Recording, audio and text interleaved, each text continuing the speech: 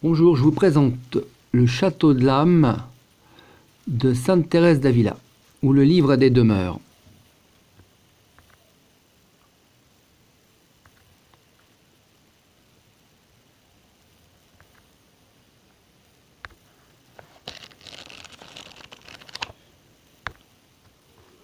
Donc elle est née en 1515 dans sa vie écrite par elle-même. Au départ, elle avait distingué 4 degrés pour arriver à la sainteté. Une image pour arroser, 4 manières d'arroser un jardin, soit en tirant l'eau à la force des bras, l'eau du puits. Deuxièmement, en se servant d'une noria, une grande roue qui puise l'eau. Troisièmement,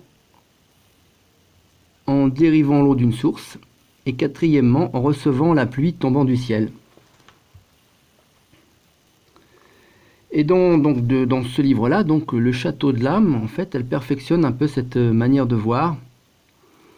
Donc elle compare l'âme à un château où il y a 7 demeures, où tout doucement, jusqu'à la 7e demeure, on arrive au mariage, à l'union avec Dieu. Au départ, elle avait écrit ça, on lui avait demandé pour guider spirituellement les sœurs déchaussées du couvent.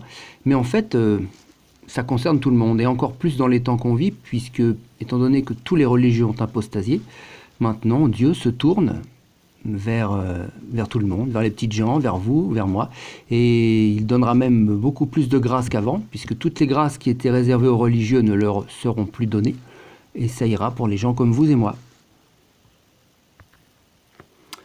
Il est donc permis d'aspirer boire à la source d'eau vive qu'est la contemplation mystique.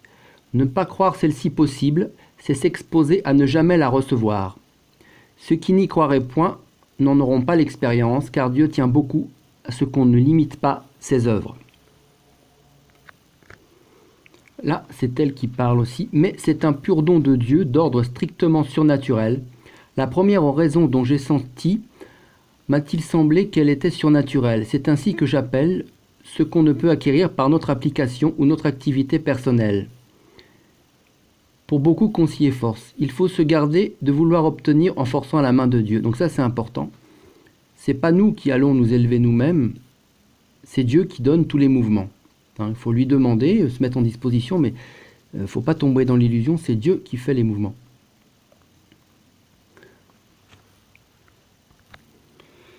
Écoutez ça sur l'extase. L'extase est une faiblesse de l'être imparfaitement transformé en Dieu. L'unité spirituelle supérieure de l'âme et du corps n'est pas encore établie. Lorsque cette harmonie est réalisée dans l'union parfaite du mariage spirituel, l'extase se raréfie jusqu'à disparaître. Beaucoup de gens pensent que les religieux en extase, ça y est, ils sont unis à Dieu. En fait, dans ce livre, il y a beaucoup de lieux communs, je sais pas comment, oui, des choses qu'on croit être justes et en fait qui marchent complètement à rebours. Elle explique très bien ça dans le bouquin. Beaucoup de gens pensent aussi que s'ils ont des dons de miracles, des dons de toutes les choses sensibles, que ça y est, c'est l'union à Dieu. En fait, pas du tout. Ce sont des grâces qui sont données aux débutants. Celui qui est très élevé spirituellement, il n'a plus tout ça.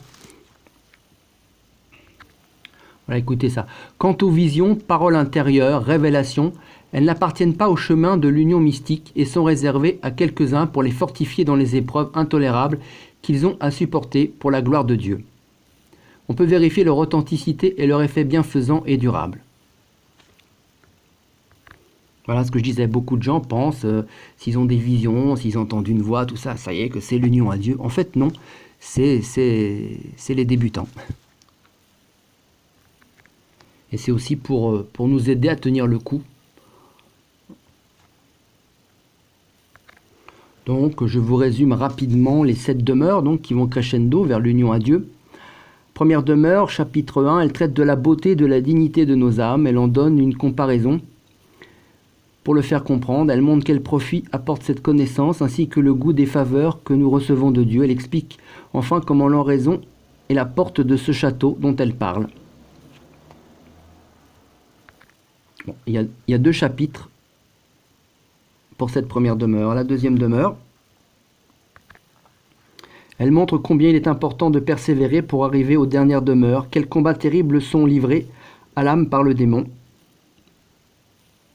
et de quelle nécessité il est de ne point s'égarer dès le début si l'on veut réussir. Bon, je ne peux pas tout vous lire parce que il y a beaucoup de choses, donc je mettrai plusieurs PDF dans le descriptif et vous choisirez celui qui vous plaît le plus. Il y a différentes présentations sur le net. Sur ce livre-là, il est assez diffusé. Troisième demeure, elle traite du peu de sécurité que nous pouvons posséder tant que nous vivons dans cet exil, donc ici-bas, malgré l'état élevé où nous serons parvenus. Donc la deuxième demeure que j'ai lue avant, il y a un seul chapitre. Pour la troisième demeure, il y a 2 chapitres. Pour la quatrième demeure, elle traite de la différence qu'il y a entre les contentements, la tendresse dans l'oraison et les goûts. Elle dit quel fut son contentement quand il lui fut donné de comprendre que l'imagination et l'entendement sont 2 choses différentes. Cette doctrine est profitable aux personnes qui sont très distraites dans l'oraison. Cinquième demeure, elle commente à traiter de la manière dont l'âme s'unit à Dieu dans l'oraison et expose les signes auxquels on reconnaît qu'il n'y a pas d'illusion. Ce qu'il y a de bien avec ce genre de livre, c'est que, bon, c'est pas un mode d'emploi vraiment, mais moi ce que j'ai fait, bon, contre l'orgueil, c'est pas bon exactement de savoir où on en est. On est peut-être la personne la plus mal placée pour savoir qui on est spirituellement. On a une petite idée, mais bon, on peut toujours se tromper. Et en décrivant toutes les étapes de la sainteté que d'autres ont passé avant nous, ça nous permet d'éviter de faire pas mal d'erreurs. Si vous n'avez pas d'explication, quand vous faites une erreur, vous y restez. Là, en lisant, moi j'ai tout lu, et puis quelquefois, quand j'ai des états d'âme, je me rappelle, je me dis, tiens, j'ai lu ça, ça correspond, et j'essaie de retrouver dans le bouquin. Il y a toujours des conseils vraiment avisés. On se dit, ah mais oui, ça, je me suis fait avoir, donc c'est pas ça, et on continue. Donc là, pour la cinquième demeure, 1, 2, 3, il y a 4 chapitres. Pour la sixième demeure, elle montre comment, à mesure qu'il accorde de plus hautes faveurs, le Seigneur envoie également de plus rudes épreuves. Elle en indique quelques-unes, ainsi que la manière dont les supportent ceux qui sont déjà parvenus à cette demeure. Cette doctrine est excellente pour les âmes qui endurent des peines intérieures. Donc là, on est dans la sixième demeure, c'est très proche de l'union à Dieu. On a changé de pièce, donc toujours dans cette idée que l'âme c'est un grand château et on passe d'une pièce à l'autre. Donc là, je vous ai lu que l'intro pour cette sixième demeure. En fait, il y a 11 chapitres, donc ça, je vous laisse les découvrir. Ça serait un peu long à tout dire sur une courte vidéo. Par exemple, toujours dans le sixième demeure, elle montre comment le Seigneur se communique à l'âme dans la vision imaginaire. Elle insiste beaucoup pour que l'on ne désire pas être conduit par cette voie et en donne plusieurs raisons. Ce chapitre est très utile. En fait, dans la vie spirituelle, il y a plein d'illusions. Plein d'illusions. Et aussi, par expérience personnelle, à chaque fois que vous allez évoluer spirituellement, passer donc d'une pièce à une autre, vous passerez par une porte. Bon, c'est imagé, j'explique ça comme ça. Bon. Et en fait, à chaque fois, le démon est là pour vous empêcher de passer. Donc, par exemple, il vous fera ressentir de la peur, de l'angoisse. Vous avez quelque chose à faire, une prière à dire pour Dieu, quelque chose à faire. Et il vous fera croire que cette chose, c'est une montagne infranchissable, où il vous fera ressentir de la peur, comme j'ai dit, parce que si vous avez peur de quelque chose, vous n'y allez pas. Donc, ce qu'il faut faire, c'est regarder sa peur en face, passer la porte. Et à ce moment-là, il n'a plus prise sur vous. Mais il emploiera toutes les ruses à chaque fois que vous passerez d'une pièce à une autre pour évoluer spirituellement. Il sera là pour sonner la cloche, pour appuyer sur une de vos faiblesses, pour vous empêcher de passer cette fameuse porte.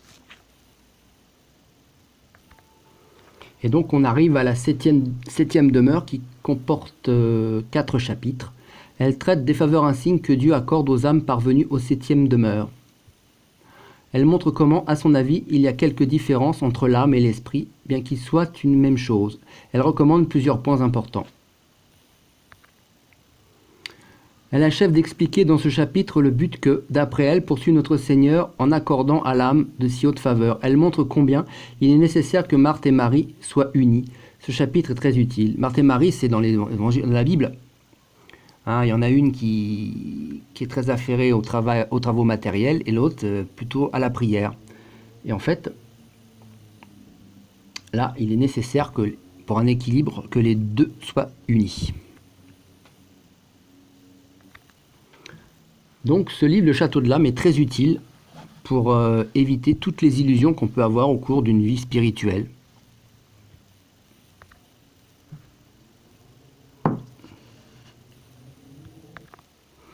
Voilà, et ça c'est le château de mon âme à moi. C'est rustique, c'est en bois, c'est campagnard. Personnellement, je suis incapable de vous dire dans quelle demeure je suis, mais j'y suis bien.